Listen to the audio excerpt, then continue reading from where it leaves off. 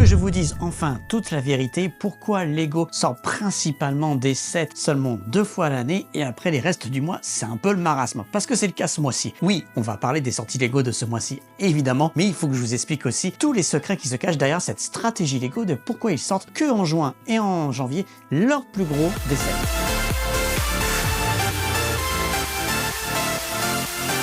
Alors, salut à tous, c'est Mister Brick et aujourd'hui on va parler des nouveautés sorties de ce mois-ci chez Lego comme d'habitude. Et il y a du lourd et du très très lourd, puisque Lego va sortir pas moins de 4 sets.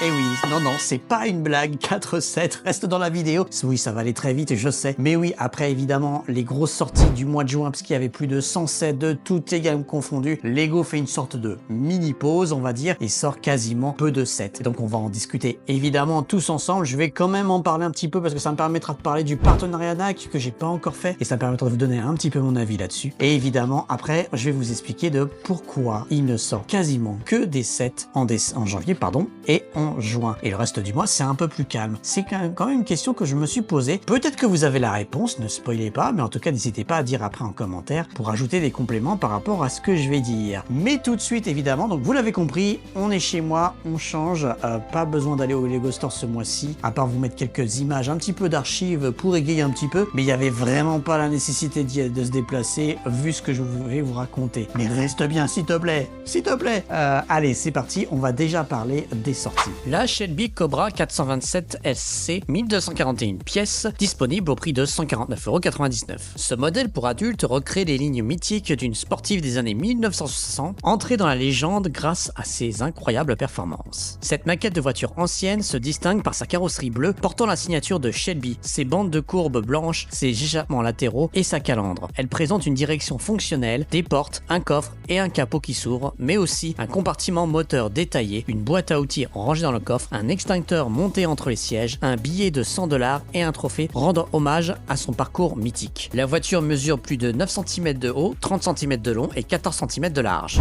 Alors ça peut paraître surprenant qu'il y a juste 7 voitures comme ça qui sortent un petit peu toutes seules au milieu de nulle part. D'habitude c'est toujours soit côté Speed Champion, soit côté technique et des séries de voitures qui sortent, on va dire, par à coup. C'est vrai que c'est un peu chelou de sortir ça comme ça. Mon petit avis, mais là c'est juste ma petite analyse de comptoir, c'est que je pense qu'ils commencent à essayer de sortir des modèles qui sont très proches d'une autre gamme de chez Mattel qui va bientôt sortir, si vous voyez ce que je veux dire. En tout cas, on en parlera un peu plus tard de ça, mais je pense qu'ils commencent à se poser des questions sur la concurrence, puisque le marché des briques au niveau des modèles de voitures, c'est quand même un truc assez particulier et assez lourd. Le Dragon Croque-Mou du film Dragon, 784 pièces, 69,99 €. Ce superbe objet décoratif capture toute la magie de l'emblématique Fury Nocturne. Choisissez entre un poinçon ou un projectile de plasma, puis ajustez sa tête, sa mâchoire, ses ailes et sa queue selon vos envies pour donner vie à un modèle saisissant, parfait pour sublimer votre intérieur ou votre bureau. Il mesure plus de 16 cm de haut.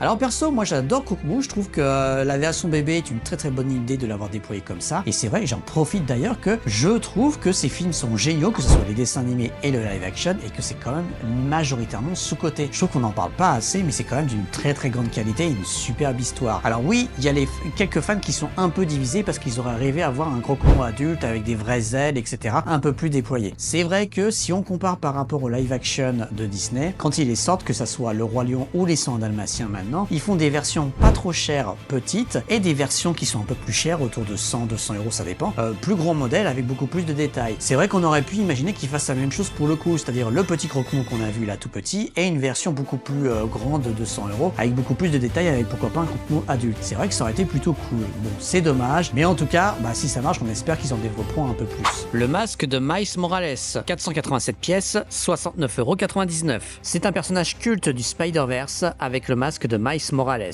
Riche en détails authentiques, cette figurine à construire est un fabuleux cadeau pour les super-héros de votre vie que vous souhaitez l'offrir à celui ou à celle qui partage votre quotidien et qui est fan de Spider-Man. Le modèle mesure plus de 19 cm de haut et est présenté sur un socle robuste rehaussé d'une plaque nominative. Alors là pareil, c'est un set Marvel qui sort un peu du chapeau, un peu de nulle part, sans aucune, on va dire, corrélation avec des actualités, pas du tout. Le visage évidemment de Miles Morales en version masque. Bon, il est plutôt sympa et je le trouve un peu plus joli, un peu plus stylisé en termes de déco avec la tête que le Spider-Man classique, pour être tout à fait honnête. Après, ça reste on va dire des typologies de sets qu'ils en ont fait aussi sur Star Wars, etc. où je suis pas méga fan même en tant que déco. Moi, c'est pas vraiment ma cam, mais il y en a qui aiment beaucoup, donc pourquoi pas. Le Lego set Nike Dunk, 1180 pièces, 99,99 €. Inspiré de la sneakers iconique créée et portée il y a plus de 40 ans, ce set Nike Dunk est prêt pour l'action. Ce modèle stylé à personnaliser et collectionner s'annonce comme l'un des lancements les plus attendus de l'année. Il comprend une Nike Dunk, un ballon de basket rotatif en briques et le slogan Dunk mythique à construire. Mais ce n'est pas tout. À l'intérieur de la Nike Dunk se cachent des compartiments permettant de ranger des bagues NBA ou d'autres petits trésors. Le set inclut également des lacets supplémentaires pour changer de couleur et personnaliser la création. Et pour compléter le tout, on peut y découvrir une mini-figurine exclusive très tendance avec une tête en forme de ballon assortie au modèle. Le set mesure plus de 25 cm de haut, 38 cm de large et 13 cm de profondeur.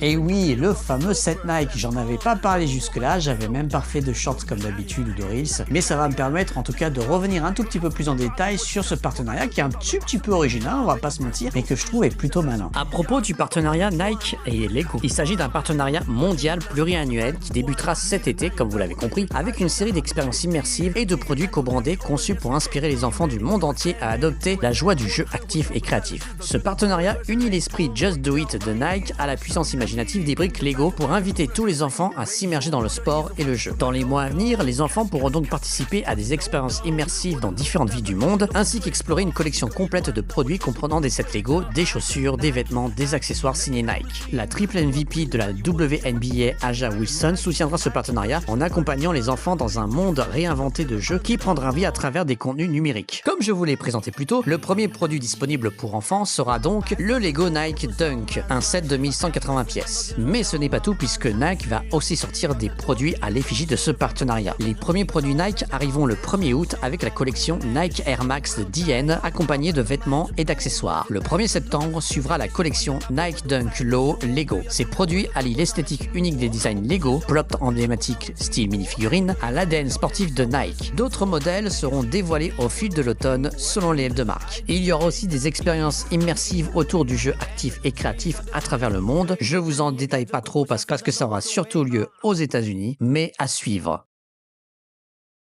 Le droïde de combat sur son STAP, 1088 pièces, 129,99 €. Ce modèle dynamique à construire et à exposer constitue une décoration impressionnante. On peut exposer cette figurine articulée en briques Lego du droïde de combat chevauchant sur son speeder STAP sur son support ou soulever le personnage et son STAP pour le représenter en vol. Le droïde de combat peut également se tenir seul, son blaster en briques accroché dans le dos ou placé dans la main. Il y a aussi une plaque descriptive du support pour compléter la décoration. Le set mesure 38 cm de haut, 30 cm de long et 14 cm de large. Alors oui, autre dernier point, avant de démarrer, j'avais envie de revenir sur un truc que je trouve qui est pour moi un miss. Je ne comprends pas pourquoi ils ont rien fait. Ils ont raté une belle occasion, Lego. C'est que il y a deux gros films de super-héros, on va dire, qui sortent en juillet. Il y a Fantastic Four, qu'ils ont fait évidemment un petit set à l'occasion avec le méchant Galactus. Bon, sympathique, mais sans plus. C'est dommage, ils en ont pas fait plus. Mais après, on peut dire que les 4 Fantastiques, c'est une licence qui est un peu poussiéreuse, je pense, qui est un peu arlésienne, donc ils ont peut-être pas voulu prendre de risques. Mais alors, le truc que je ne comprends pas, c'est que Lego a la licence DC Comics et ils n'ont absolument rien fait sur le film Superman. Là, pour moi, c'est incompréhensible. Je ne comprends pas pourquoi ils en ont pas profité pour ressortir des petites figurines Superman, surtout qu'il a un nouveau costume, des sets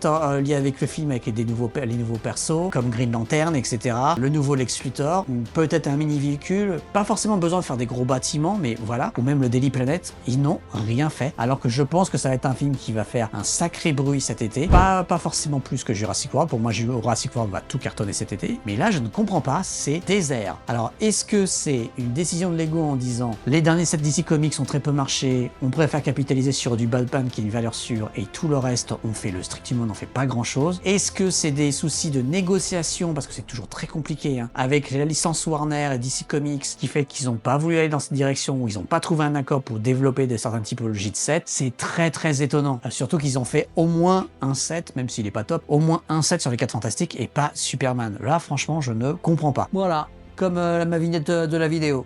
Bah je sais pas. Pop. Mais avant de continuer, n'hésite pas à laisser un petit like, un commentaire, ça serait super cool, ça aide la chaîne et ça permet un tout petit peu de pousser en termes de visibilité. Donc je te remercie beaucoup d'avance, en tout cas vous êtes de plus en plus nombreux à regarder les vidéos. Donc j'espère que ces formats vous plaisent et en tout cas je vais continuer à en faire et n'hésitez pas à me donner vos avis, à me donner aussi des types de contenu que vous aimeriez voir un peu plus, etc. Maintenant, on va en discuter un tout petit peu plus de cette histoire de pourquoi c'est, on va dire en dents de scie les sorties Lego dans les mois. Pourquoi ils étalent pas sur sur tous les mois? Bah oui, parce que on pourrait dire, quand on est des fans, on va dire Lego qui suivent beaucoup plus l'actualité et qui ont tendance à acheter, on va dire, plusieurs sets dans l'année, on pourrait se dire, putain, c'est chiant, ils sortent tous les sets qu'on veut quasiment sur seulement 2 mois à l'année, janvier et juin, c'est compliqué parce que budget oblige, tu peux pas te taper les achats de tous les sets d'un coup, donc ça veut dire que tu dois faire ton budget, un petit peu acheter de manière, on va dire, saccadée, sauf que il y a un problème et on le sait tous, c'est que aujourd'hui Lego, en termes de stock, c'est complètement aléatoire et que tu peux avoir des sets qui durent très longtemps dans le temps et qu'au bout de 2 ans, 3 ans, ils sont toujours d'actualité, tu peux les acheter, donc tu te dis c'est cool, ça me permet d'économiser et je l'achèterai un jour. Et puis des fois, tu as des sets, tu sais pas pourquoi, d'un seul coup, au bout de 8 mois, voire même 1 an max, ils disparaissent. Et là, tu es en mode panique parce que tu te dis merde, j'ai pas eu le temps d'économiser, ou alors j'avais économisé pour un autre set,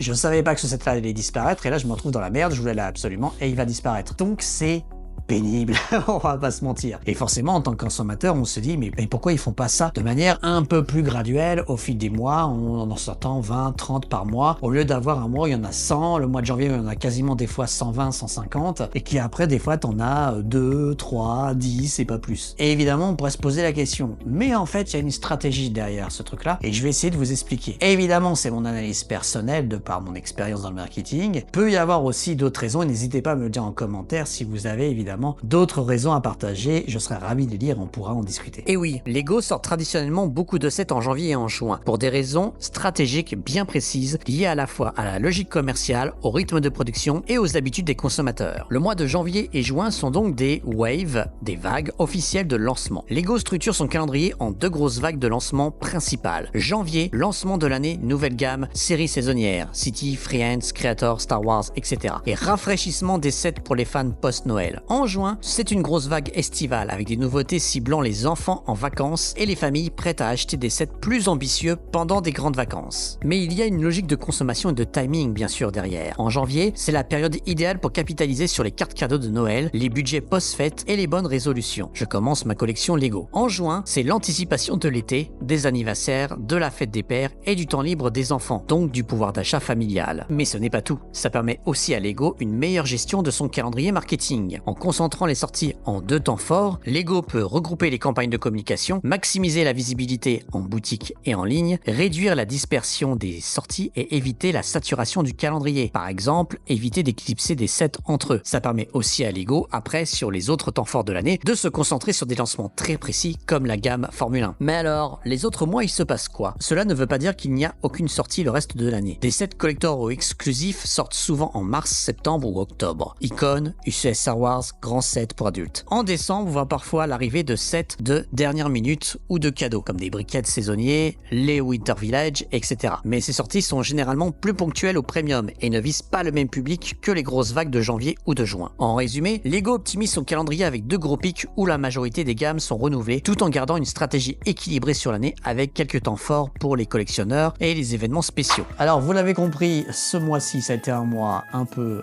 désertique, mais c'était aussi, je pense, fort appréciable parce que c'est un bon repos par rapport à tous les sets qui sont sortis. Ça permet un peu de souffler, de se dire ok, là je vais préparer ma stratégie pour savoir qu'est-ce que je vais acheter. Évidemment, au mois d'août, il y en a beaucoup plus qui arrivent. Vous pouvez les retrouver déjà sur le site lego.com. Il y en a beaucoup qui sont en précommande ou déjà annoncés, en bientôt disponibles. Le mois d'août va être plutôt pas mal. Et puis bien sûr, septembre, il y en a toujours aussi pas mal jusqu'à Noël. J'espère que cette petite vidéo vous a plu. Je vous donne rendez-vous très vite. Je suis en train de préparer des vidéos un petit peu analyse sur le marketing de Lego. J'espère que ça vous intéressera. Je vais essayer de vous les poster cet été en espérant que je prenne pas trop de temps ou que je galère pas trop par rapport à mon agenda. En tout cas, je vous donne rendez-vous très vite et je vous dis à bientôt. Ciao!